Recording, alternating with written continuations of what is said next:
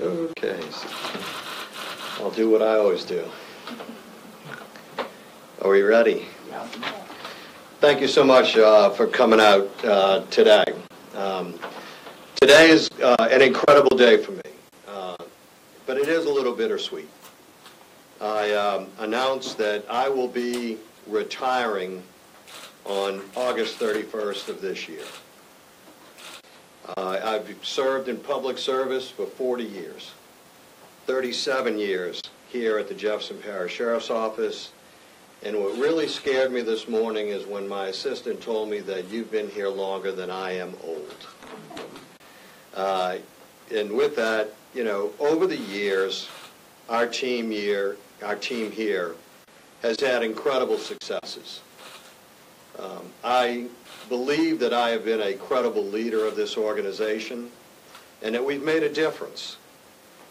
We have accomplished the lowest crime rate year last year since 1974. Through the first 6 months of this year, almost a 10% reduction in crime. We have a state-of-the-art crime lab with DNA and forensic and digital forensics. We've instituted intelligence-led policing, utilizing data analytical tools that have led us to have the highest arrest rates in so many different categories in the country. We have 3 new district stations and 1 underway. We have promotional testing that we use for promotions and transfers here that is cutting edge in the way that we evaluate the talent that we have within this organization. We're the largest license plate recognition system in the country in Jefferson Parish, which has been an incredible tool of fighting crime. We've been involved in cops and clergy, law enforcement chaplaincy, band of excellence for kids. But the most important thing is that we've been the leader and the stalwart in leadership training and a commitment to excellence, and that intelligence is what is necessary in order to provide good, clean, aggressive law enforcement with empathy, sympathy, and a high level of intellect has been the mantra of this organization. I have been blessed in so many ways with an incredible supportive family, my wife, Sean, and my kids, Sarah, Taylor, and others in my family that have been there to support me. I'm joined by a number of friends here today, my staff, the men and women of the JPSO, who are second to none, who come to work every day with a bounce in their step, knowing that they can make a difference as we fight crime here in this parish. And most importantly, to the citizens. I've been elected 3 times with an average vote over 90%. That in and of itself is incredible in the trust that they have given to me. I've also shared incredible partnerships with those in federal law enforcement, state law enforcement, and local law enforcement. And most importantly, and in particular, the chiefs of the municipalities within Jefferson Parish. We have shared a great common bond and a commitment to make sure and ensure that the people of Jefferson Parish are safe and secure. Regrets? Not many. Hardly none at all, but there are a couple. I was not able to bring David Michelle home safely. I was not able to bring Stephen Arnold home safely, and I was not able to bring Jerome Fountain home safely. And Stephen and Jerome still fight for their life each and every day, and I beg of everyone not to forget them. So one might ask, what now? I'm pleased to announce that on August the 31st, Chief Deputy Joe Lapinto will be sworn in as the next sheriff of Jefferson Parish. By state statute, there's a succession plan, and Joe will lead this organization, and I have the full faith and confidence that he has the ability and the capabilities to do so. Because there's one thing about a leader. A leader has a succession plan. A leader develops folks that can carry the torch, because we are only fiduciaries in that regard, and we hold the public's trust in the palm of our hands, and we have to manage it and massage it carefully. And we have to think about all of the hard work that we put in to be in that fiduciary in crafting and molding this organization that we all know as the Jefferson Parish Sheriff's Office. I reached out to Joe over a year ago, actually several years ago, and began talking with him about him coming back to the Sheriff's Office after having spent 8 years here in a beautiful career. And actually, ironically, Joe came to my office one day, and I didn't even know him. And he asked me, "What next do you think for me?" When I was the chief deputy, I believe at the time. He was in law school. I said, "Joe, you have to go. You have to go see what is out there and what your future holds as a lawyer and what you're training yourself to be. Because in here, at this point in time, there's not the capability of upward mobility for you in that respect. And you've got so much to offer and so much to learn." So much like, I hope, in my good friend Harry Lee, who helped cultivate me for this position, that I've helped cultivate Joe for this position, because that is what good leaders do. I beg of the citizens of Jefferson Parish to give Joe every deference that they gave me, and to trust in my judgment that he would be the man who would lead us into the future. So one might also ask, as for me, what is my future, and why are we here today in July when I have time in my term? One, good leaders know when it's time to lead. Good leaders evaluate opportunity. And as I've talked about all of the opportunities that I've had in my life, beginning my career in 1977 with the Orleans Parish Criminal Sheriff's Office, and then the opportunity that Harry Lee gave me that was just, could never have imagined what it would lead to. As it turns out, my next opportunity is that I have been offered to take over for Garland Robinette as the radio talk show host for WWL Radio, and that's what I will be doing. When I first got the call, I was completely intrigued by this opportunity. I will be stepping over the line, as we refer on our side, to your side as the dark side.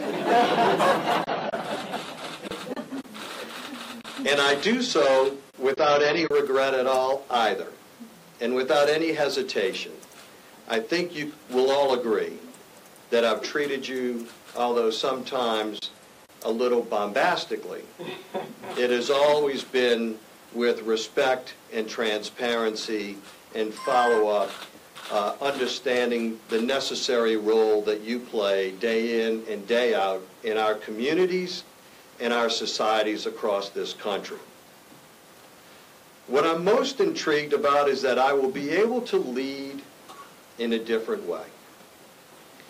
I will be able to be part of stimulating and influencing the development of public opinion in so many different ways and in a so much broader landscape than I could ever imagine as sheriff.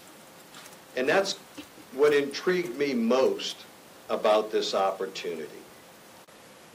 To Chris and Diane from WWL Radio, thank you all so much for your belief in me. And the new opportunity that I am willing to accept, and I so look forward to this opportunity as well. I as I said before, this is a bittersweet day. It's bittersweet. I've developed so many relationships across this parish. To the public, I cannot tell them the breadth and depth of my gratitude to them. More about their support of the men and women, because I've often said that I'm not the center of any universe. And I try to instill that in the men and women of this organization. And that in leadership, you must look yourself in the mirror day in and day out critically to understand your weaknesses and your strengths and where you fit in society at large and where you think the next challenge will be for you to influence your community in the best way. That's why I believe that this opportunity is the right one at the right time for me.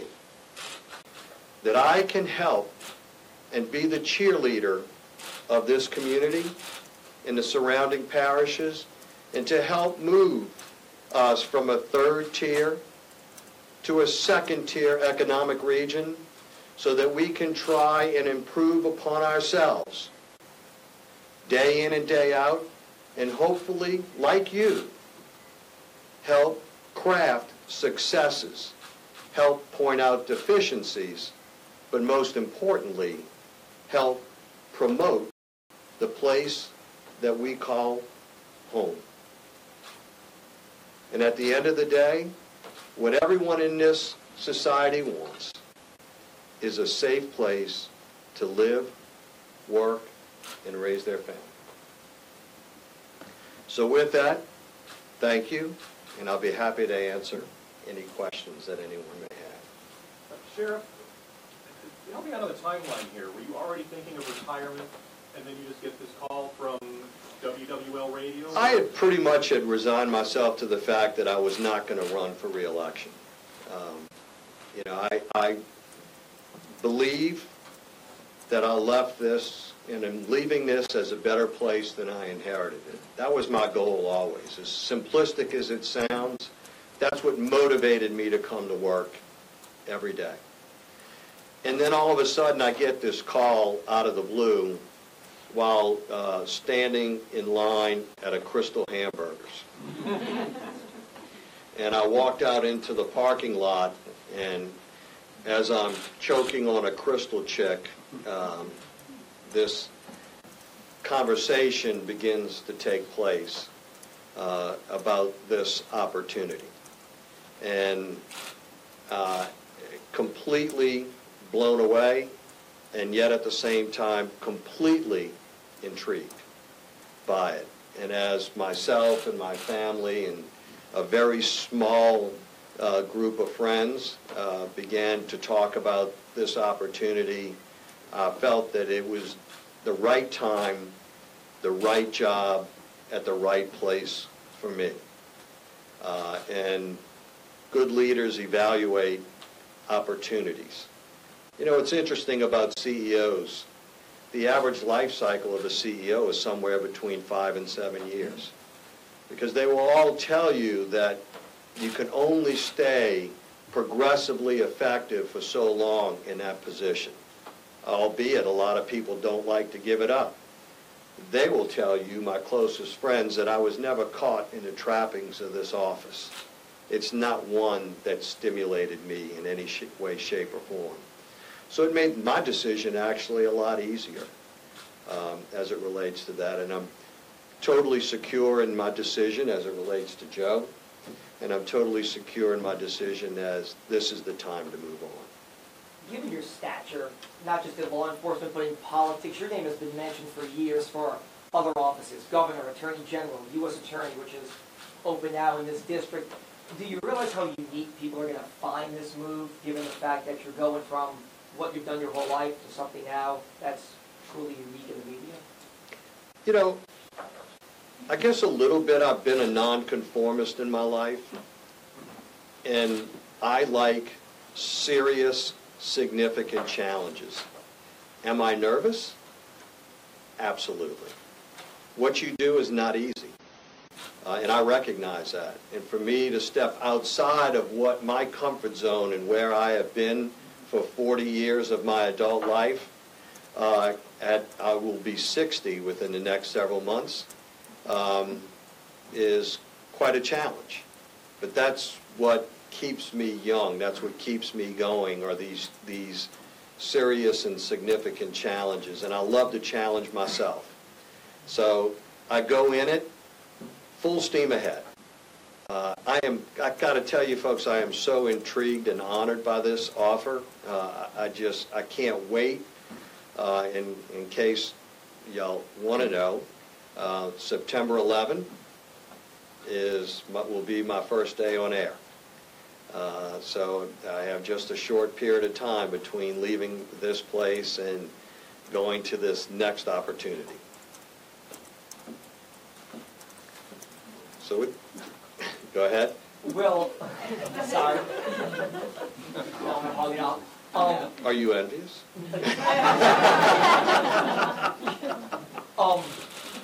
You're turning things over to Joe Lopinto. How do things fall when it comes to that? Obviously, he's been here for a while, but he was new to the department. Well, he's been with the department before his running the legislature. You're turning things over to him.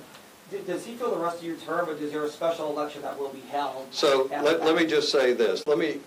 Think about the qualities that Joe has. Joe worked here for 8 years, worked on the road, worked in narcotics in the detective bureau, left, becomes a lawyer, and then ultimately ends up defending this office and many other sheriff's offices across the state.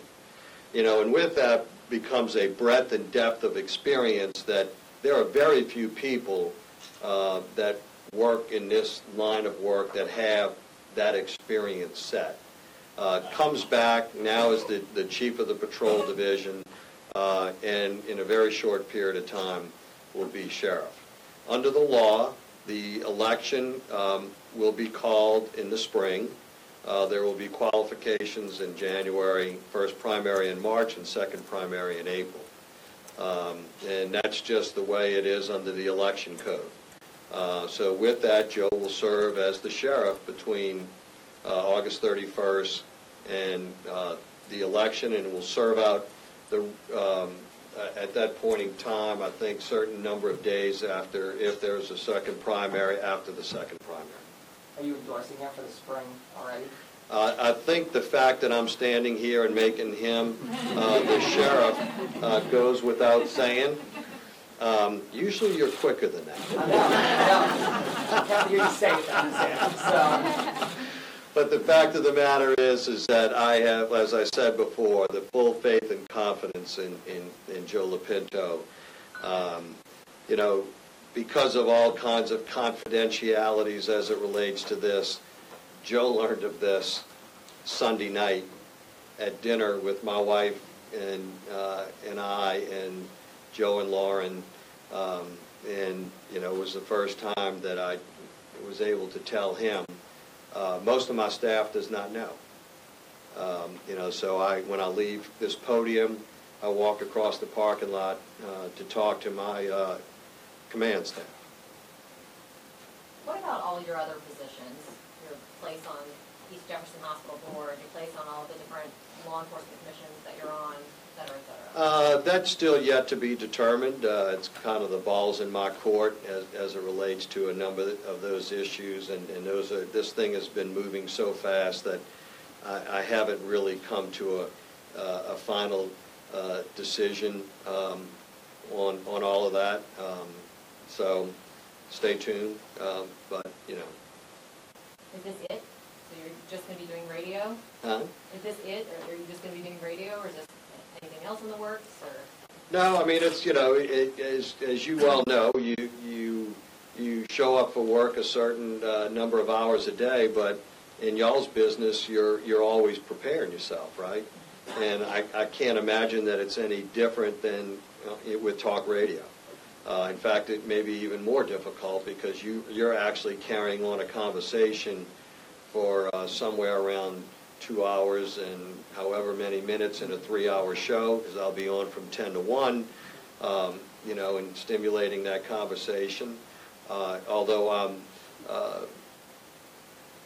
sometimes quick on the uptake, but not always. So there are a lot of my skills that I'm going to have to hone in a very short period of time to do what y'all do. What will you miss? Huh? What will you miss? I think I will miss. I will miss the people here. I mean, I've been here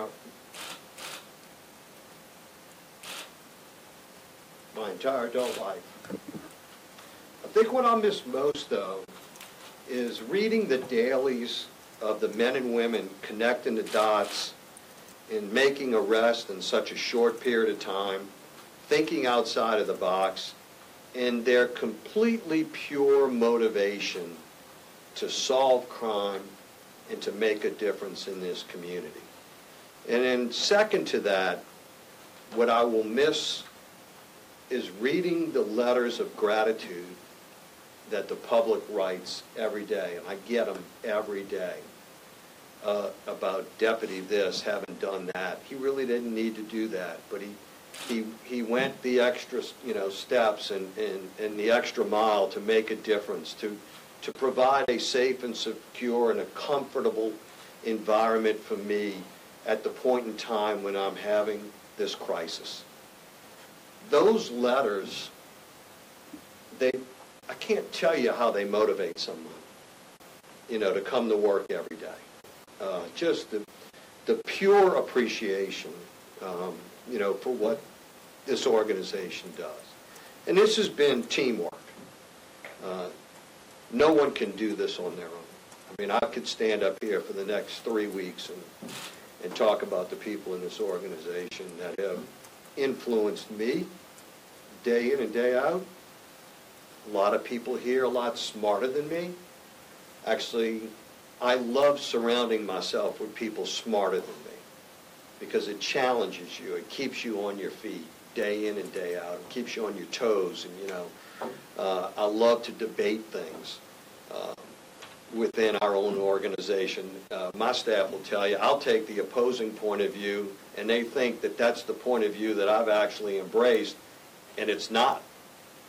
Because it's the only way sometimes that I can draw out of them what they're actually thinking. The proclivity is they want to tell, the boss what they think he wants to hear sometimes. I never did like that. And I never did like the statement that that's the way that we've always done it. And they know better than to ever respond to me in that fashion. Because that'll send me into the stratosphere. And it's been, those times when you read those letters, you're challenging your staff day in and day out. But with that, I'd be less than honest if I didn't tell you I'm a little tired. Thinking about 1,500 men and women going home every night, it wears on you. Interestingly, I ran into Warren Riley, and I guess he's okay with me saying this, at a restaurant Saturday night. And, I said, how you doing? He told me what he was doing in his life and, where he was living and everything else. And he looked at me.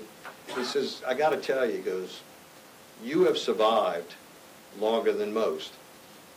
As the chief deputy, as the sheriff, being out there all the time in this business is tough.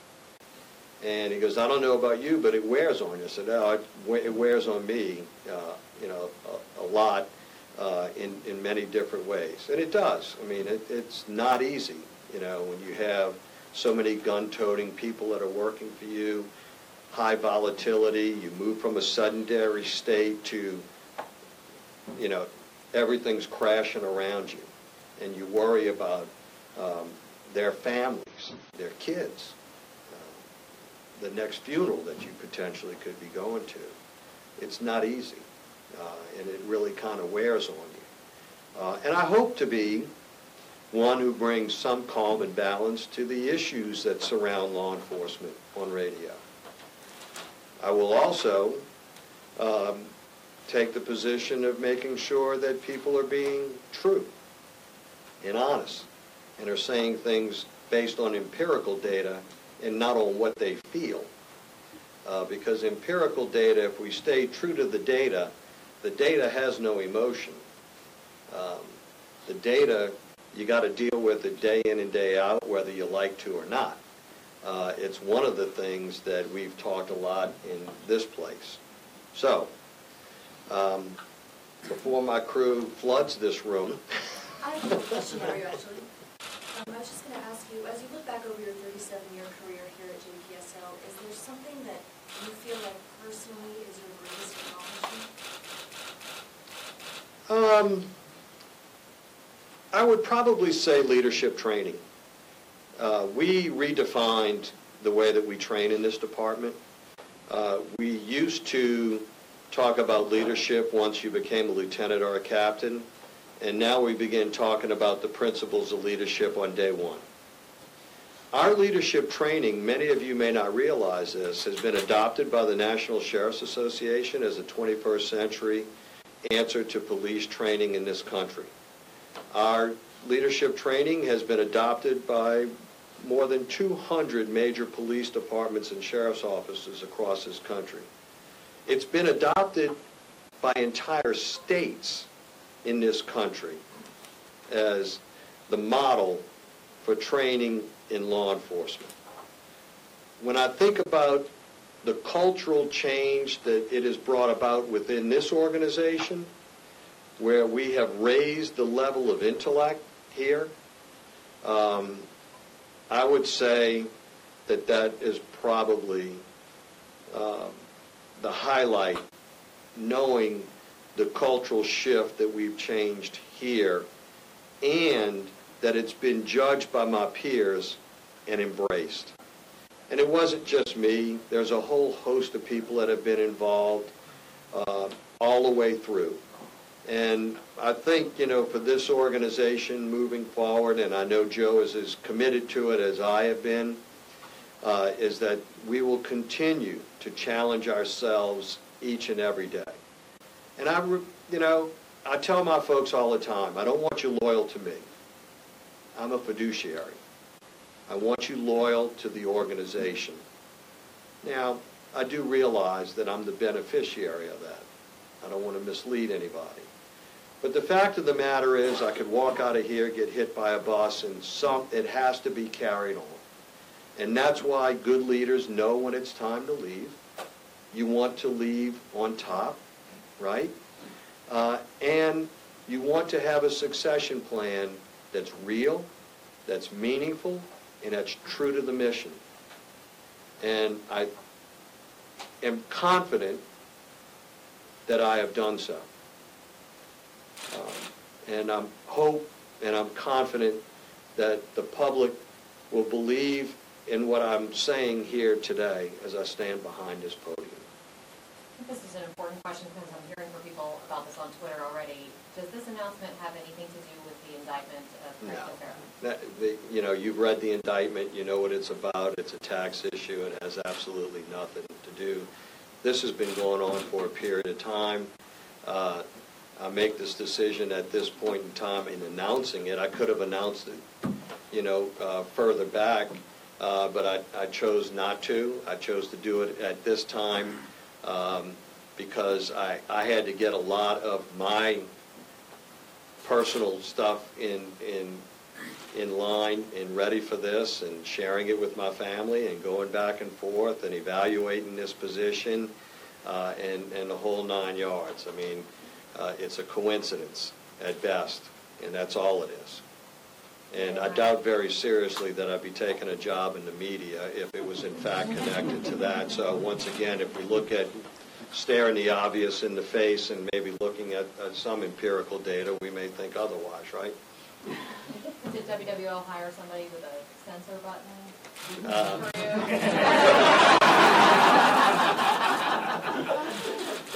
Ironically, in a conversation yesterday, they said that I had to go through some FCC training. Not sure why. Thank you very much. We really appreciate it.